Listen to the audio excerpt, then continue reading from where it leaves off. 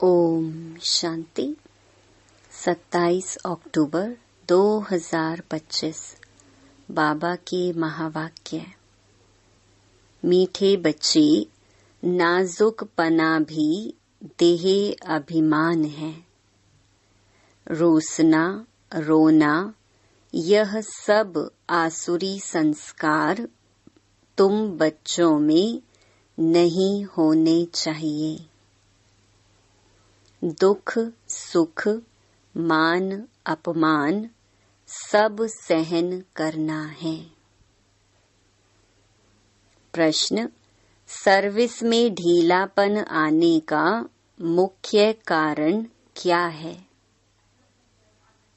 उत्तर: जब देह अभिमान के कारण एक दो की खामियां देखने लगते हैं, तब सर्विस में ढीलापन आता है। आपस में अनबनी होना भी देह अभिमान है। मैं फलाने के साथ नहीं चल सकता, मैं यहाँ नहीं रह सकता, यह सब नाजुकपना है। यह बोल मुख से निकलना माना कांटे बनना, ना फरमान बरदार बनना। बाबा कहते, बच्चे तुम रूहानी मिलिट्री हो, इसीलिए ऑर्डर हुआ तो फौरन हाजिर होना चाहिए। कोई भी बात में आनाकानी मत करो। ओम शांति। रूहानी बाप बैठ रूहानी बच्चों को समझाते हैं। बच्चों को पहले पहले यह शिक्षा मिलती है कि अपने को आत्मा निश्चय करो। देह अभिमान छोड़ देही अभिमानी बनना है। हम आत्मा हैं, देही अभिमानी बने तब ही बाप को याद कर सके। वह है अज्ञान काल, यह है ज्ञान काल। ज्ञान तो एक बाप ही देते हैं, जो सर्व की सद्गति करते हैं, और वह है निराकार, अर्थात उनका कोई मनुष्य आकार नहीं है। जिसको मनुष्य का आकार है, उनको भगवान नहीं कह सकते। अब आत्माएं तो सब निराकारी ही हैं, परंतु देह अभिमान में आने से अपने को आत्मा भूल गए हैं। अब बाप कहते हैं, तुमको वापस जाना है। अपने को आत्मा समझो। आत्मा समझ बाप को याद करो, तब जन्म जन्मांतर के पाप भस्म हो। और कोई उपाय नहीं। आत्मा ही पतित, आत्मा ही पावन बनती है। बाप ने समझाया है, पावन आत्माएं हैं सतयुग त्रेता में। पतित आत्मा फिर रावण राज्य में बनती हैं। सीढ़ी में भी समझाया है, जो पावन थे वह पतित बने हैं। 5000 वर्ष पहले तुम सब आत्माएं शांति धाम में पावन थी। उसको कहा ही जाता है निर्वाण धाम। फिर कलयुग में पतित बनते हैं, तब चिल्लाते हैं, हे पतित पावन आओ। बाबा समझाते हैं, बच्चे मैं जो तुमको ज्ञान दे रहा हूँ पतित से पावन होने का, वह सिर्फ मैं ही देता हूँ, जो फिर प्रायलोप हो जाता है। बाप को ही आकर सुनाना पड़ता है। यहाँ मनुष्यों ने अथाह शास्त्र बनाए हैं, सतयुग में कोई शास्त्र होता ही नहीं। वहाँ भक्ति मार्ग रिंचक भी नहीं। अभी बाप कहते हैं, तुम मेरे द्वारा ही पतित से पावन बन सकते हो। पावन दुनिया जरूर बननी ही है। मैं तो बच्चों को ही आकर राजयोग सिखाता हूँ। दैवी गुण भी धारण करने हैं। रूसना, रोना, यह सब आसुरी स्वभाव है। बाप कहते हैं, दुख सुख मान अपमान सब बच्चों को सहन करना है, नाजुक पना नहीं। मैं फलाने स्थान पर नहीं रह सकती हूँ, यह भी नाजुक पना है। इनका स्वभाव ऐसा है, यह ऐसा है, वैसा है, यह कुछ भी रहना नहीं चाहिए। मुख से सदैव फूल ही निकले, कांटा नहीं निकलना चाहिए। कितने बच्चों के मुख से कांटे बहुत निकलते हैं। किसको गुस्सा करना भी कांटा है। एक दो में बच्चों की अनबनी बहुत होती है। देह अभिमान होने कारण एक दो की खामियां देखते खुद में अनेक प्रकार की खामियां रह जाती हैं। इसीलिए फिर सर्विस ढीली पड़ जाती है।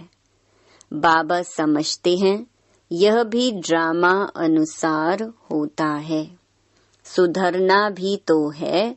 मिलिट्री के लोग जब लड़ाई में जाते हैं तो उन्हों का काम ही है दुश्मन से लड़ना। फ्लड्स होती हैं व कुछ हंगामा हुआ तो भी बहुत मिलिट्री को बुलाते हैं। फिर मिलिट्री के लोग मजदूरों आदि का काम भी करने लग पड़ते हैं। गवर्नमेंट मिलिट्री को ऑर्डर करती है, यह मिट्टी सारी भरो। अगर कोई न आया तो गोली के मुंह में। गवर्नमेंट का ऑर्डर मानना ही पड़े। बाप कहते हैं, तुम भी सर्विस के लिए बांधे हुए हो। बाप जहाँ भी सर्विस पर जाने के लिए बोले, झट हाजिर होना चाहिए। नहीं माना तो मिलिट्री नहीं कहेंगे। वह फिर दिल पर नहीं चढ़ते। तुम बाप के मददगार हो सबको पैगाम देने में। अब समझो कहाँ बड़ा म्यूजियम खोलते हैं। कहते हैं 10 माइल दूर है। सर्विस पर तो जाना पड़े ना। खर्चे का ख्याल थोड़े ही करना है। बड़े से बड़ी गवर्नमेंट बेहद के बाप का ऑर्डर मिलता है, जिसका राइट हैंड फिर धर्मराज है। उनकी श्रीमत पर ना चलने से फिर गिर पड़ते हैं। श्रीमत कहती है अपनी आँखों को सिविल बनाओ। काम पर जीत पाने की हिम्मत रखनी चाहिए। बाबा का हुक्म है, अगर हम नहीं मानेंगे तो एकदम चकनाचूर हो जाएंगे। 21 जन्मों की राजाई में रोला पड़ जाएगा। बाप कहते हैं, मुझे बच्चों के बिगर तो कभी कोई जान न सके। कल्प पहले वाले ही आहिस्ते आहिस्ते निकलते रहेंगे। यह हैं बिल्कुल नई नई बातें। यह है गीता का युग। परंतु शास्त्रों में इस संगम युग का वर्णन नहीं है। गीता को ही द्वापर में ले गए हैं। लेकिन जब राजयोग सिखाया तो जरूर संगम होगा ना। परंतु किसकी भी बुद्धि में यह बातें नहीं हैं। अभी तुम्हें ज्ञान का नशा चढ़ा हुआ है। मनुष्यों को है भक्ति मार्ग का नशा। कहते हैं भगवान भी आ जाए तो भी हम भक्ति नहीं छोड़ेंगे। यह उत्थान और पतन की सीढ़ी बहुत अच्छी है, तो भी मनुष्यों की आंखें नहीं खुलती हैं। माया के नशे में एकदम चकनाचूर हैं। ज्ञान का नशा बहुत देरी से चढ़ता है। पहले तो दैवी गुण भी चाहिए। बाप का कोई भी ऑर्डर हुआ तो उसमें आनाकानी नहीं करनी है। यह मैं नहीं कर सकता हूँ, इसको कहा जाता है नाफरमान बरदार। श्रीमत मिलती है ऐसा ऐसा करना है तो समझना चाहिए कि शिव बाबा की श्रेष्ठ मत है। वह है ही सद्गति दाता। दाता कभी उल्टी मत नहीं देंगे। बाप कहते हैं मैं इनके बहुत जन्मों के अंत में प्रवेश करता हूँ।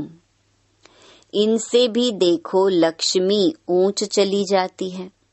गायन भी है, फीमेल को आगे रखा जाता है। पहले लक्ष्मी फिर नारायण।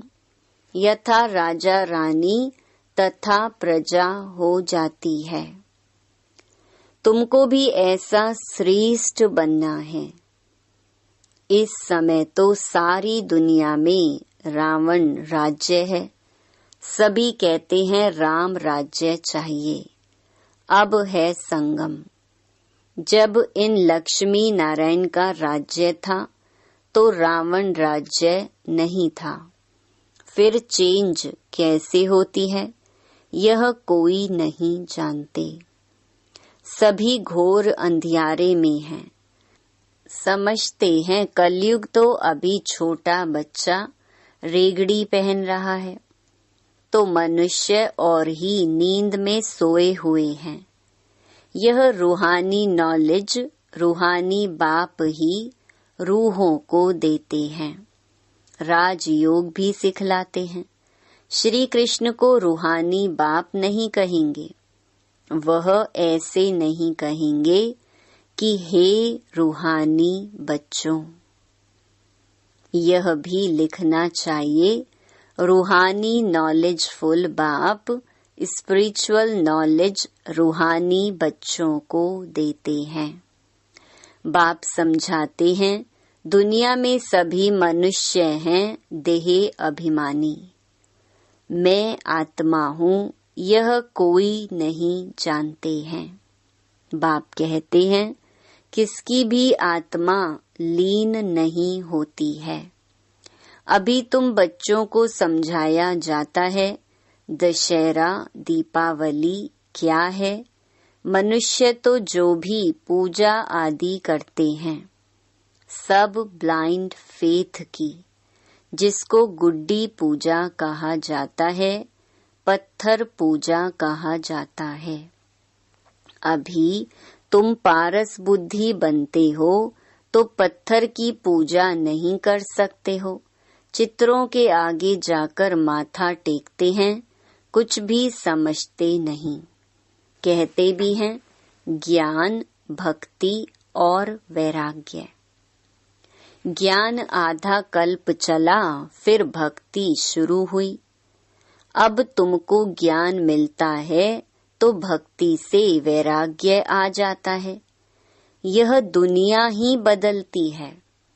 कलयुग में भक्ति है, सतयुग में भक्ति होती नहीं। वहाँ है ही पूज्य। बाप कहते हैं बच्चे तुम माथा क्यों टेकते हो। आधा कल्प तुमने माथा भी घिसाया, पैसे भी गंवाए, मिला कुछ नहीं। माया ने एकदम माथा मोड़ लिया है, कंगाल बना दिया है। फिर बाप आकर सबका माथा ठीक कर देते हैं। अभी आहिस्ते आहिस्ते कुछ यूरोपियन लोग भी समझते हैं। बाबा ने समझाया है यह भारतवासी तो बिल्कुल तमोगुणी बन गए हैं। वह और धर्म वाले फिर भी पीछे आते हैं, तो सुख भी थोड़ा दुख भी थोड़ा मिलता है। भारतवासियों को सुख बहुत तो दुख भी बहुत है।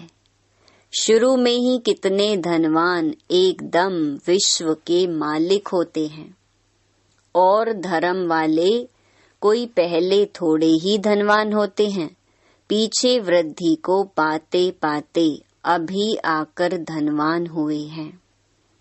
अब फिर सबसे भिखारी भी भारत बना है, अंध श्रद्धालु भी भारत है। यह भी ड्रामा बना हुआ है।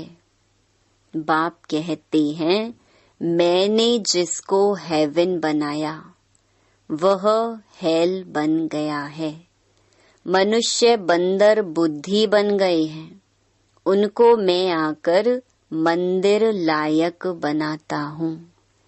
विकार बड़े कड़े होते हैं।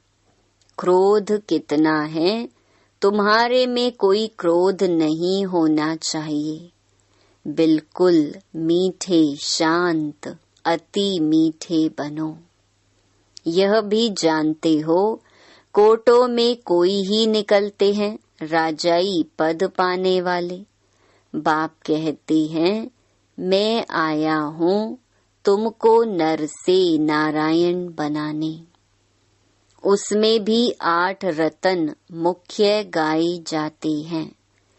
8 रतन और बीच में है बाप।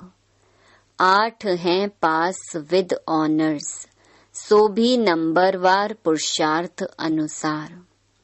देह अभिमान को तोड़ने में बड़ी मेहनत लगती है। देह का भान बिल्कुल निकल जाए। कोई कोई पक्के ब्रह्म ज्ञानी जो होते हैं, उन्हों का भी ऐसे होता है। बैठे बैठे देह का त्याग कर देते हैं। बैठे बैठे ऐसे शरीर छोड़ते हैं, वायुमंडल एकदम शांत हो जाता है। और अक्सर करके प्रभात के शुद्ध समय पर शरीर छोड़ते हैं। रात को मनुष्य बहुत गंद करते हैं। सुबह को स्नान आदि करके भगवान भगवान कहने लगते हैं, पूजा करते हैं। बाप सब बातें समझाते रहते हैं। प्रदर्शनी आदि में भी पहले पहले तुम अल्फ का परिचय दो। पहले अल्फ और बे। बाप तो एक ही निराकार है। बाप रचयिता ही बैठ रचना के आदि मध्य अंत का ज्ञान समझाते हैं। वही बाप कहते हैं, मामेकम याद करो। देह के संबंध छोड़ अपने को आत्मा समझ मामेकम याद करो। बाप का परिचय तुम देंगे, फिर किसको हिम्मत नहीं रहेगी प्रश्न उत्तर करने की। पहले बाप का निश्चय पक्का हो जाए, तब बोलो 84 जन्म ऐसे लिए जाते हैं। चक्कर को समझ लिया, बाप को समझ लिया, फिर कोई प्रश्न उठेगा नहीं। बाप का परिचय देने बिगर बाकी तुम टिक टिक करते हो तो उसमें तुम्हारा टाइम बहुत वेस्ट हो जाता है। गले ही घुट जाते हैं।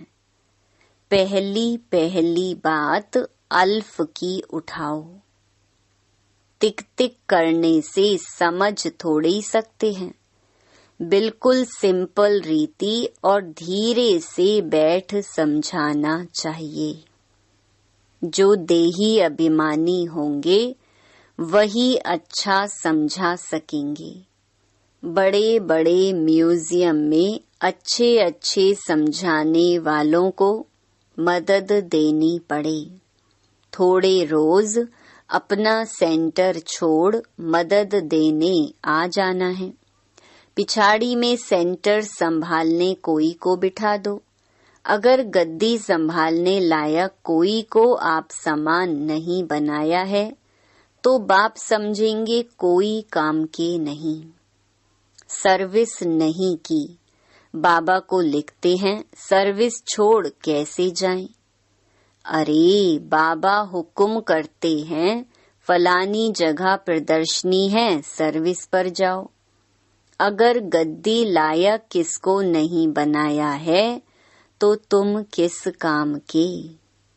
बाबा ने हुक्म किया झट भागना चाहिए। महारथी ब्राह्मणी उनको कहा जाता है, बाकी तो सब हैं घोड़े सवार प्यादे। सबको सर्विस में मदद देनी है। इतने वर्ष में तुमने किसको आप समान नहीं बनाया है तो क्या करते थे? इतने समय में मैसेंजर नहीं बनाया है जो सेंटर संभाले।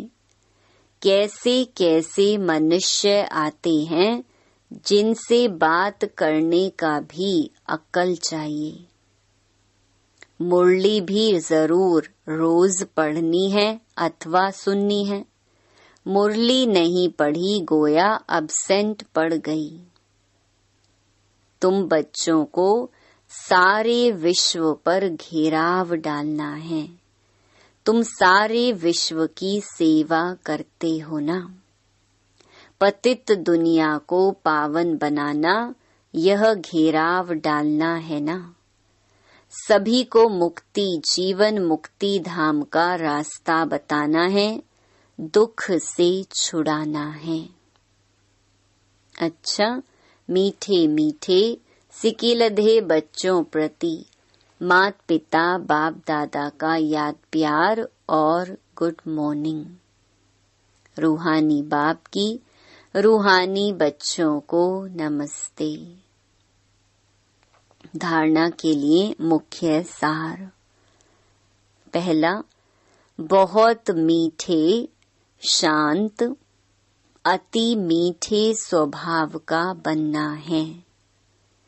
कभी भी क्रोध नहीं करना है। अपनी आँखों को बहुत बहुत सिविल बनाना है। दूसरा, बाबा जो हुक्म करे उसे फौरन मानना है। सारे विश्व को पतित से पावन बनाने की सेवा करनी है, अर्थात घेराव डालना है। वरदान, बाप की याद द्वारा असंतोष की परिस्थितियों में सदा सुख व संतोष की अनुभूति करने वाले महावीर भव। सदा बाप की याद में रहने वाले हर परिस्थिति में सदा संतुष्ट रहते हैं, क्योंकि नॉलेज की शक्ति के आधार पर पहाड़ माफिक परिस्थिति भी राई अनुभव होती है। राई अर्थात कुछ नहीं, चाहे परिस्थिति असंतोष की हो, दुख की घटना हो, लेकिन दुख की परिस्थिति में सुख की स्थिति रहे तब कहेंगे महावीर।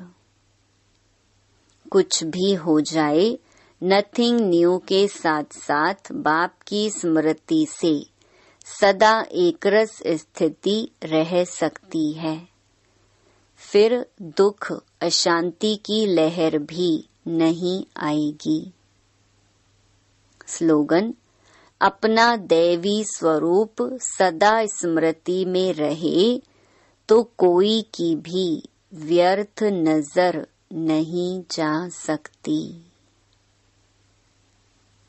अव्यक्त इशारे, स्वयं और सर्व के प्रति मनसा द्वारा योग की शक्तियों का प्रयोग करो।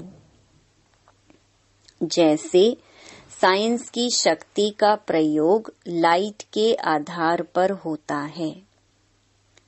अगर कंप्यूटर भी चलता है तो कंप्यूटर माइट है, लेकिन आधार लाइट है। ऐसे आपके साइलेंस की शक्ति का भी आधार लाइट है। जब वह प्रकृति की लाइट अनेक प्रकार के प्रयोग प्रैक्टिकल में करके दिखाती है, तो आपकी अविनाशी परमात्म लाइट, आत्मिक लाइट और साथ साथ प्रैक्टिकल स्थिति लाइट, तो इससे क्या नहीं प्रयोग हो सकता। अच्छा, ओम शांति।